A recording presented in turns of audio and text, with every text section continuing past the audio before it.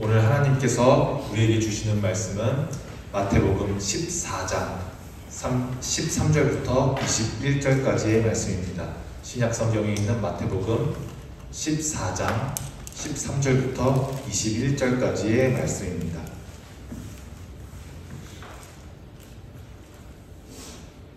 하나님의 말씀을 교독하겠습니다. 제가 먼저 읽고 마지막 절은 다 함께 읽겠습니다. 예수께서 들으시고 배를 타고 떠나사 따로 빈 들에 가시니 무리가 듣고 여러 고을로부터 걸어서 따라간지라. 예수께서 나오사 큰 무리를 보시고 불쌍히 여기사 두 중에 있는 병자를 고쳐주시니라. 저녁이 되매 제자들이 나와 이르되 이곳은 빈들이요 때도 이미 저물었으니 무리를 보내어 마을에 들어가 먹을 것을 사 먹게 하소서. 예수께서 이르시되 갈 것 없다. 너희가 먹을 것을 주라. 제자들이 이르되 여기 우리에게 있는 것은 떡 5개와 물고기 2마리 뿐이니이다.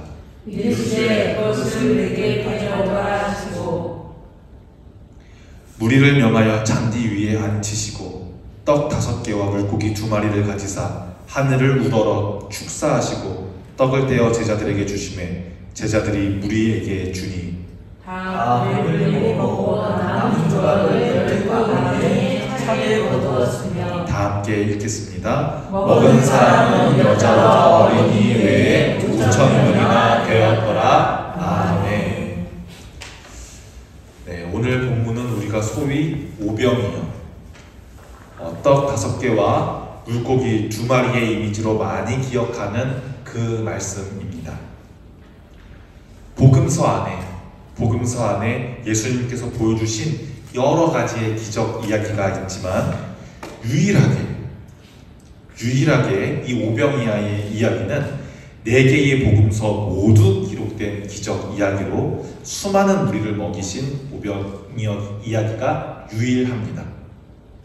그만큼 복음서를 작성한 기자들에게도 그 복음서를 읽는 초대교회 성도들에게도 다른 것들은 중복해서 빼더라도 다른 것들은 첨삭해서 빼더라도 수많은 무리를 먹이셨던 이 사건만큼은 수많은 무리를 먹이셨던 이 오병이어 사건만큼은 우리가 그리스도로 고백하는 예수님이 도대체 어떤 분이신가 이해하는 데 필수적인 말씀이라고 할 수 있겠습니다. 그래서 이 오병이어의 이야기는 그만큼이나 중요해서 어렸을 때부터 교회 학교에서는 빠지지 않고 참 많이 배우는 말씀입니다. 이 이야기는 그래서 교회를 다니지 않는 친구들도 교회를 잘 다니지 않는 친구들도 성경을 읽어보지 못한 친구들도 서로 나눠주고 나눠줬더니 엄청 많이 남았다는 그 물고기랑 떡 이야기 이거는 다들 알고 있더라고요. 우리에게 이 말씀이 그토록 중요한 이유는 왜냐하면 이것은 인간이라면 아니 동물이라면 아니 생물이라면 모두 마주할 수밖에 없는 문제 배고픔이라는 문제를 다루고 있기 때문입니다. 우리는 모두 배고픔을 경험합니다. 여기서 말하는 배고픔은 단순히 점심을 걸러서 저녁을 걸러서 꼬르륵 하는 그 배고픔만을 의미하는 것은 아닙니다. 마음의 배고픔, 사랑을 받지 못한 정서적인 결핍, 또 하나님을 떠난 상태에서 느낄 수밖에 없는 영적인 갈증까지도 포함합니다. 때로는 삶의 무거운 현실 때문에 부족함 속에서 채워지지 않는 그런 갈망을 우리가 느끼기도 합니다. 오늘 본문에서 예수님은 수많은 이들의 배고픔을 채우시며 단순히 어떤 능력을 행하거나 기적을 행하는 분이 아니라 필요를 아시고 그것을 충만하게 채우시는 분이라는 메시지를 전하고 계십니다. 이 이야기는 빵이 늘어났대, 물고기가 많아졌대 기적이 아니라 수많은 이들의 배고픔, 수많은 이들의 결핍을 충만으로 바꾸시는 예수님의 사랑, 예수님의 돌봄에 관한 이야기라고 할 수 있겠습니다.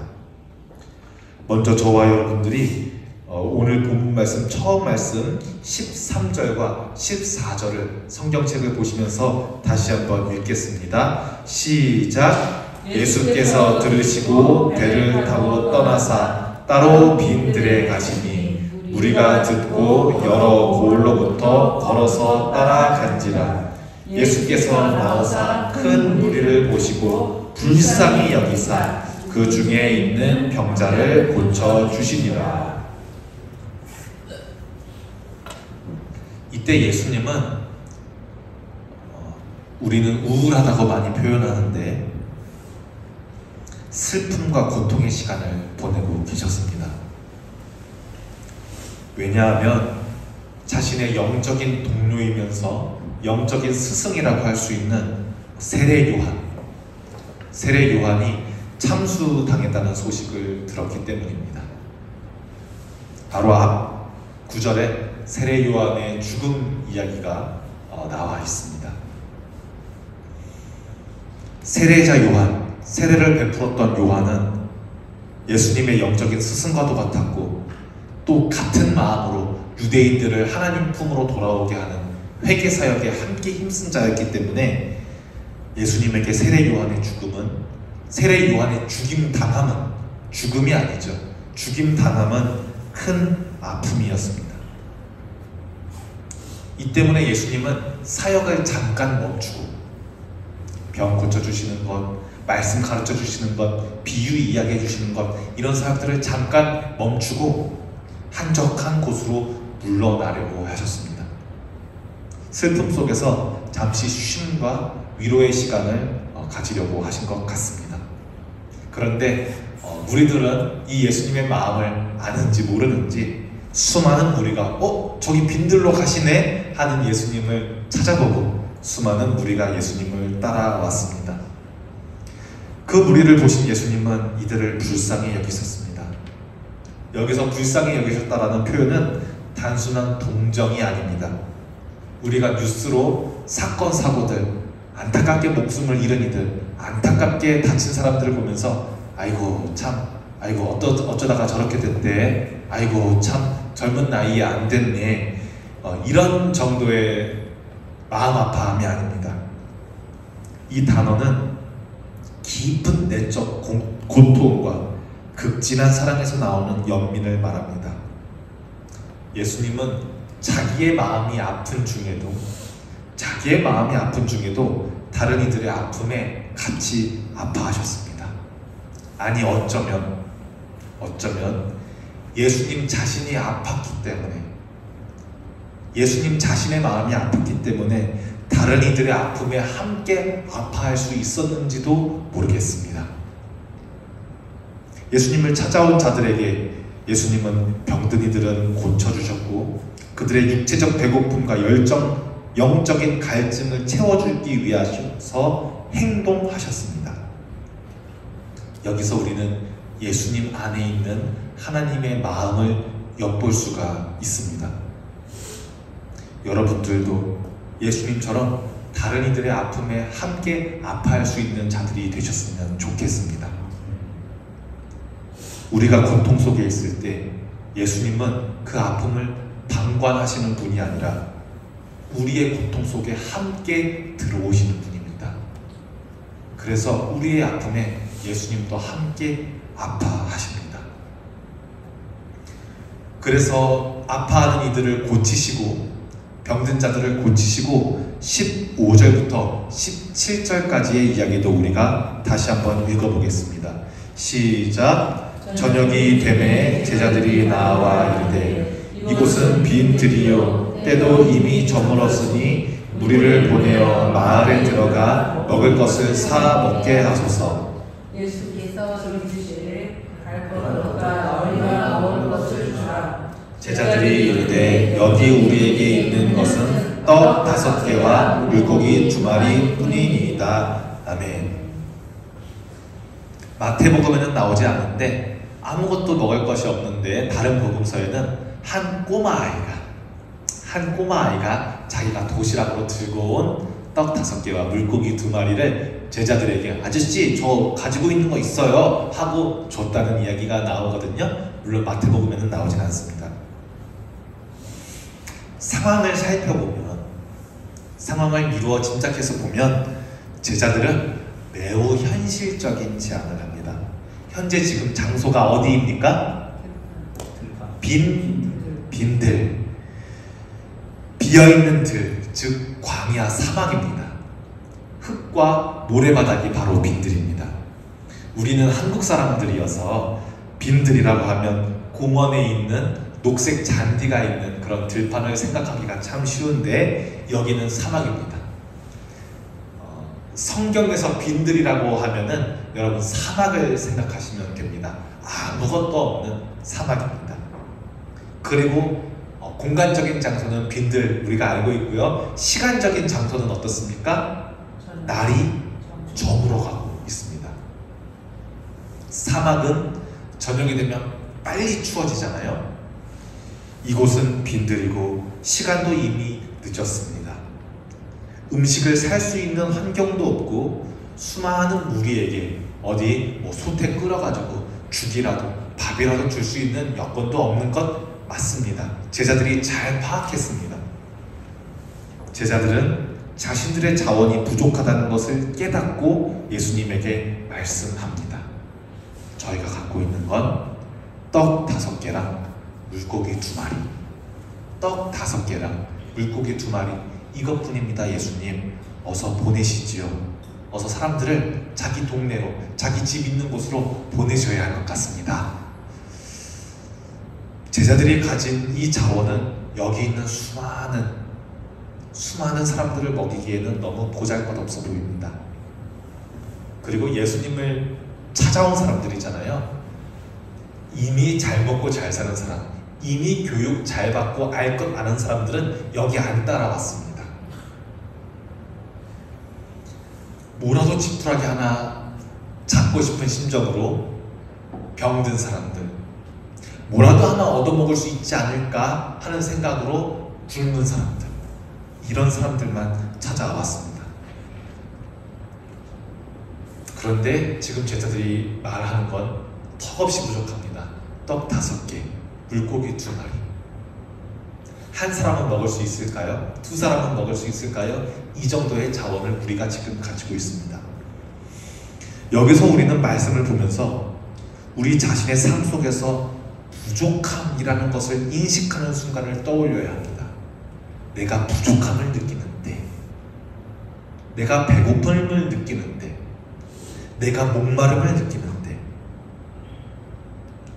우리는 때로 우리가 가지고 있는 떡 5개와 물고기 2마리가 너무 작고 턱없이 적은 자원이라는 것을 느낍니다. 사랑을 나누기에도, 용서를 나누기에도, 나눌 수 있는 물질도 적다고 생각하여서 내가 할 수 있는 일은 이 상황에는 없는 것 같다 라고 느낄 때가 있습니다.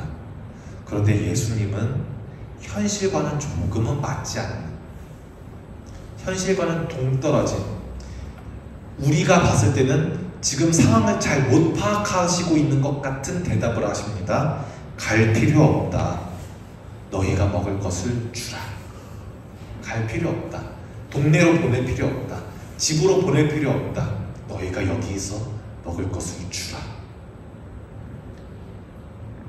이 말은 무모하게 행동하라 라는 말이 아니라, 상황 파악하지 말고 그냥 앞으로 전진해라 라는 말이 아니라, 적은 자원을 통해 하나님의 크신 일을 경험하라는 예수님의 요청입니다.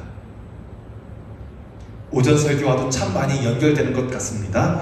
결핍의 순간이 하나님의 일하시는 시작점이 되는 것을 너희가 경험하거라. 예수님은 요청하십니다.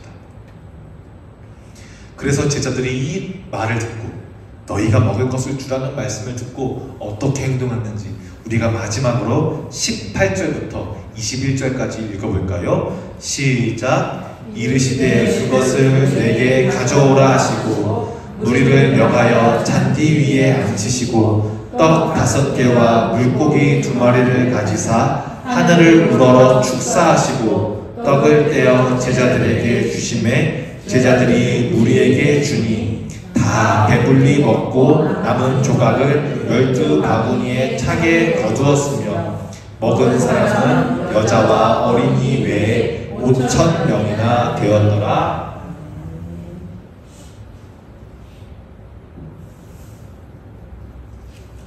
예수님은 사람들을 빈들에 앉히시고 떡 5개와 물고기 2마리를 손 위로 들어서 축사하시고 그것을 나누기를 시작하십니다. 이 축사는 감사기도와 같은 말입니다. 예수님은 감사기도를 통해 음식을 나누기 시작하십니다. 이 장면은 마치 우리가 교회에서 하는 성찬을 연상시킵니다. 하나님의 은혜가 공급되고 분배되는 장면이 상상됩니다. 우리가 성찬식 때 예수님의 몸과 예수님의 피를 모두가 똑같이 나누는 것처럼 말입니다. 그런데 음식은 끊임없이 나눠지고 모든 사람들이 배불리 먹게 됩니다. 심지어 남아서 12바구니나 남는 기적이 일어납니다. 몇몇 신학자들은 이렇게 이야기하기도 합니다. 각자 먹을 것이 가지고는 있었는데 내 거 내놓으면은 이거 뺏길까봐 안 내놓고 있었거든요. 그런데 부끄럽게도 나는 내 거 내놓으면 그것 좀 씁시다 이런 소리 들을까봐 안 내놓고 있었는데 오히려 어린아이는 자기가 가진 엄마 아빠가 싸다 준 물고기 2마리, 떡 5개를 내놓는 거예요. 이것 보고 내가 예수님의 말씀을 듣고서도 깨닫지 못했구나 하면서 모두가 자기 주머니에서 먹을 것을 풍성하게 나누는 장면이 이 장면이 아닐까라고 생각하는 신학자들도 있습니다. 왜냐? 이제 현대인들은 어떤 초자연적인 현상을 믿지 않기 때문이죠. 지금 근데 우리가 궁금한 것은 진짜로 떡이 늘어났는지, 진짜로 물고기가 늘어났는지, 예수님께서 어떤 마법 같은, 어떤 마술 같은 일을 벌이셨는지 궁금한 것이 아니라고 했습니다. 이 12바구니나 남는 기적은 이 나눔을 통해 내가 가지고 있는 것을 옆 사람에게 주고 또 내가 받은 것을 옆 사람에게 주고 하는 이 나눔은 결핍을, 배고픔을 풍성함으로 바꾸는 하나님의 방법임을 보여줍니다. 나눔이 내가 가지고 있는 걸 너에게 줌이 나만 쏙 가지고 싶어서 주먹을 놓지 않는 것이 아니라 내 손을 펴서 너에게 줌이 하나님께서 부족함을 풍성함으로 바꾸시는 방법이라는 것을 알려줍니다. 우리가 사랑은 참으로 버리는 것, 어렸을 때 이런 찬양도 배우잖아요. 더 가지지 않는 것. 그래서 결론적으로 예수님은 모든 사람들이 배불리 먹고 부족함이 없도록 공급하셨습니다. 본향교회에 오면서부터 제가 조금은 고집하는 것이 하나 있습니다. 떡이라도 괜찮으니, 김밥이라도 괜찮으니, 샌드위치라도 괜찮으니 조그만 것이라도 주일에 음식은 나누자. 옛날처럼 국이나 김치를 하지는 못하더라도, 국수나 고기 반찬을 하지는 못하더라도 조그만 것이라도 봉지에 들어있는 빵이라도 주일에는 나누는 시간을 가지자. 그리고 교회의 재정이 아무리 부족하더라도, 재정이 아무리 어렵더라도, 다른 것들은 조금 축소하더라도 노숙인들을 위해 음식 주는 것, 그거는 끊지는 말자. 왜냐하면 하나님께서는 약한 사람들, 배고픈 사람들, 결핍을 경험하는 이들을 향한 하나님의 초청이 바로 이런 모습을 띠고 있기 때문입니다. 그래서 하나님의 은혜는 교회에 나오는 사람들만 받아서는 안 됩니다. 성경 잘 읽고 11조 잘하고 교회 모든 행사 잘 참여하는 중직들만 누려서는 안 됩니다. 하나님의 은혜는 모두에게 충분해야 합니다. 아멘. 저는 어디까지라도 생각하냐면 교회가 하나님께서 기쁘신 일을 하지 않는다면, 하나님께서 하시고자 하는 모두에게 그 은혜를 나누고자 하는 일을 하지 않는다면 저는 교회의 존재 가치가 없다고 생각합니다. 여러분들의 삶을 통해서, 말씀을 들으시는 여러분들을 통해서, 예배를 드리시는 여러분들을 통해서 여러분들 삶 근처 곳곳에서 하나님의 은혜가 나눠지기를 축복합니다. 여러분들만 갖고 싶어서 주먹을 움켜쥐지 마십시오. 가지고 있는 걸 나눠주십시오. 이제 말씀을 마치려고 합니다. 오늘 본문 말씀, 오병이어의 말씀은 단순히 놀라운 마술 사건이, 초자연적 사건이 아니라고 말씀드렸습니다. 이것은 하나님의 마음을 보여주는 이야기입니다. 예수님은 우리의 결핍을 아시고, 내가 뭐가 모자란지 아시고, 내가 뭐 때문에 배고픈 줄 아시고, 뭐 때문에 목마른 줄 아시고, 그것을 충만함으로 12바구니나 남을 정도로 충분하게 가까스로 채워주시는 게 아니라 충분하게 채워주시는 분입니다. 우리가 가진 것이 부족해 보여도, 떡 5개밖에 되는 것 같이 않아 보여도 그것을 예수님께 내어드릴 때 수많은 이들의 배고픔을 채우는 도구가 됩니다. 오늘 우리의 작은 사랑과 작은 나눔이 하나님의 기적을 이루는 씨앗이 될 수 있기를 축복합니다. 주님께서 우리의 결핍을 풍성함으로 바꾸실 것을 믿으면서 삶 속에서 나눔의 기적을 이루어가는 여러분들이 되기를 주님의 이름으로 간절하게 축복합니다. 사랑과 은혜가 충만하신 하나님 아버지, 오늘의 말씀을 통해 우리의 결핍과 부족함을 채워주시는 주님의 은혜를 깊이 묵상하게 하시니 감사합니다. 우리가 살아가는 세상에도 수많은 이들이 배고픔과 결핍 속에서 신음하고 있음을 우리가 외면하지 않고 보게 하여 주시옵소서. 그리고 그들을 향한 주님의 마음을 품고 행동하는 믿음의 사람이 되게 하여 주시옵소서. 우리의 작은 떡이, 우리의 작은 물고기가 주님의 손에 맡겨질 때에 그것이 수많은 사람들을 배불리 먹이는 풍성함의 기적으로 변할 것을 믿습니다. 오늘 우리의 마음의 배고픔과 영적 갈급함을 채워주시고 우리가 받은 주님의 은혜를 이웃과 나누며 세상 속에서 빛과 소금의 사명을 다하게 하옵소서. 예수님의 이름으로 기도합니다.